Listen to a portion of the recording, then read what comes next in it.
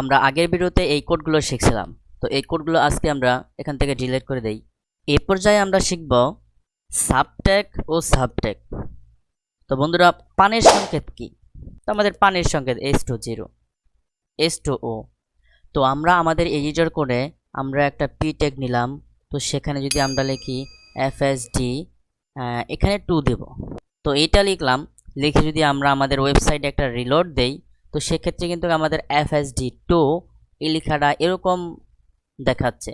তো আমরা চাচ্ছি কি, আমরা চাচ্ছি যে পানির ফর্মুলার মতো যে এইচ এর পরে এই 2 হবে তার একটু নিচে। তো সেটার জন্য আমাদেরকে কি করতে হবে, সেটার জন্য আমাদেরকে এখানে একটা আমাদের ওই সাবস্ক্রিপ্ট ট্যাগটা, যেটি স্ক্রিপ্ট মানে নিচে, মানে এই জন্য সাবস্ক্রিপ্ট যে ট্যাগটা সেটা আমরা এখানে আমাদের লিখে দিতে হবে। তো চলুন লেখা যাক।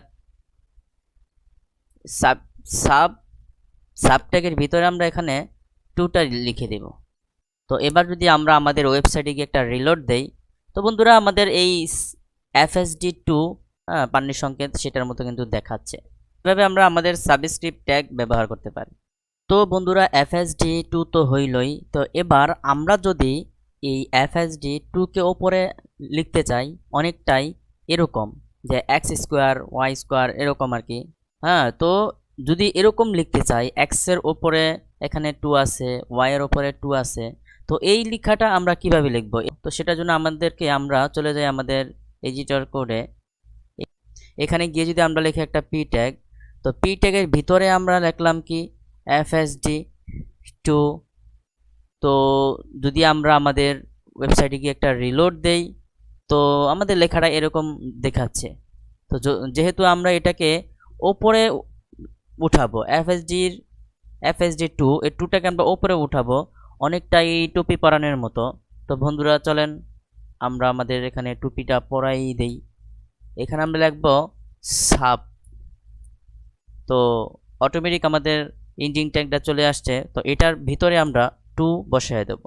তো যদি আমরা আমাদের ওয়েবসাইটে গিয়ে একটা রিলোড দেই, তাহলে কিন্তু আমাদের FSD ওপরে 2টা চলে আসছে অনেকটাই এরকম।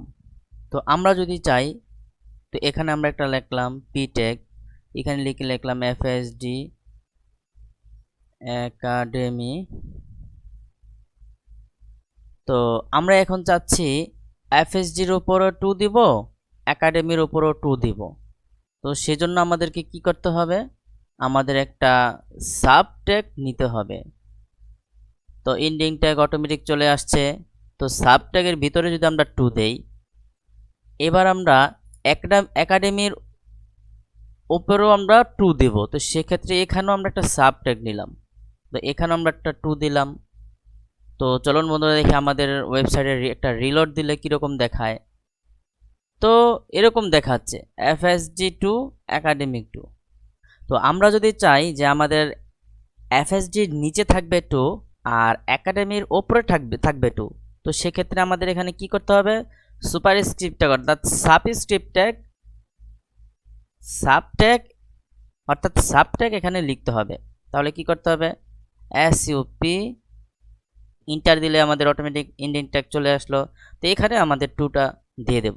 তো আমরা যদি আমাদের ওয়েবসাইটে এটা রিলোড দেই, তাহলে আমাদের FSD2 একাডেমি 2 চলে আসছে এখানে এরকম। তো এইভাবে আমরা আমাদের সাবট্যাগ সাবস্ক্রিপ্ট ট্যাগ ব্যবহার করতে পারি। তো এবার আমরা কথা বলবো কোটেশন নিয়ে। তো বন্ধুরা, আপনারা তো জানেন যে কোটেশন কি।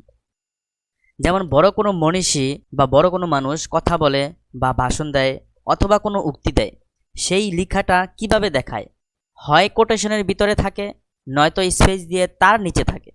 তো আমরা দুইভাবেই শিখব। তো বন্ধুরা, তার আগে আমরা একটা ট্রিক্স শিখে নেই। যে ধরুন আপনি একটা ডেমো ওয়েবসাইট তৈরি করবেন, তো সেক্ষেত্রে আপনার কিছু টেক্সট প্রয়োজন। তো আপনি কিভাবে কি করবেন, সেই টেক্সটগুলো কিভাবে আনবেন? তো আমাদের কাছে শর্টকাট একটা ওয়ে আছে, সেটা হচ্ছে লরেম। তো আমরা যদি আমাদের এডিটর কোডে যদি আমরা বলি লরেম থেকে আমরা কিছু টেক্সট পেয়ে গেলাম। যেহেতু আমরা আমাদের এখানে অনেক দূরে চলে গেছে, তো আমরা এখানে ভিউতে এসে আমরা এখানে ওয়ার্প র্যাপ দিলাম, অথবা শর্টকাটে অল্ট্রা জেড দিলেও হয়ে যাবে। তো এই লরেমের যে টেক্সটগুলো মনে করি এটাই আমাদের সেই মনীষীর উক্তি বা ভাষণ। দেখেন লরেম কিন্তু আমাদের অনেকগুলো টেক্সট দিয়ে দিয়েছে অটোমেটিক, আমরা শুধু লরেম লিখছি LOREM লরেম। তো লরেম লেখার কারণে লরেম আমাদেরকে অনেকগুলো টেক্সট এখানে দিছে। তো আমরা যদি চাই যে না আমাদের এই কটা টেক্সটে হবে না, আমাদের আরও টেক্সট দরকার, কীরকম দরকার হতে পারে, আপনার 100 ওয়ার্ড দরকার, 500 ওয়ার্ড দরকার, 5000 ওয়ার্ড দরকার। তো আপনি কি করবেন, আপনি আপনার এডিটরে লিখে দিবেন। এবার বন্ধুরা আমরা আসি আসল কাজে। তো এটা তো আমাদের লরেমের টেক্সটগুলো কিভাবে আনতে হয় সেটা দেখলাম।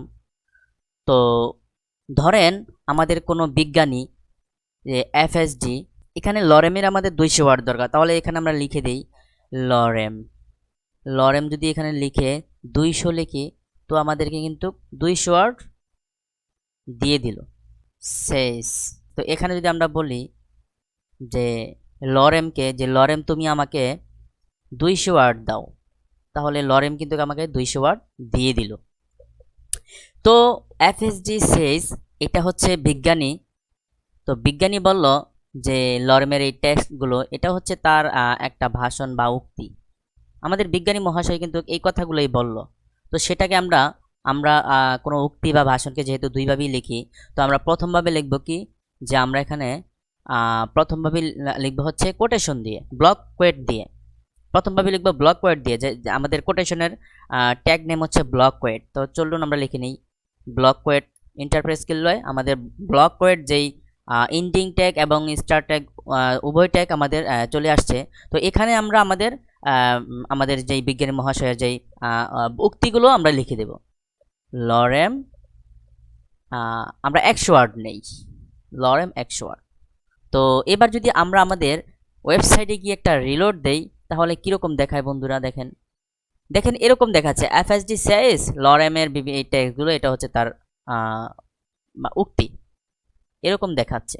তো বন্ধুরা আমরা যদি এই ট্যাগটা অর্থাৎ ব্লক কোয়েট যে ট্যাগটা, এটা যদি আমরা ব্যবহার না করতাম, তো আমরা এখানে এটাকে কেটে দেই, ইন্ডিক ট্যাগও রাখবো না। তো চলুন এখানে একটা রিলোড দিলে কীরকম দেখায় বন্ধুরা। এখানে একটা রিলোড দিলে কিন্তু এরকম দেখাচ্ছে। হ্যাঁ, তো যেহেতু এটা আমাদের একটা উক্তি, তো সেক্ষেত্রে আমরা এভাবেই লিখব। আমরা এবার কন্ট্রোল Z দিয়ে আগের জায়গায় চলে আসি। এবার আমরা একটা রিলোড দিই, তো এরকম ব্লক কোয়েটের কাজ। তো বন্ধুরা আমরা দুইটা উপায়ের কথা বলছিলাম। তো ফার্স্ট উপায়ে তো আমরা এখানে শিখলাম ব্লক কোয়েট।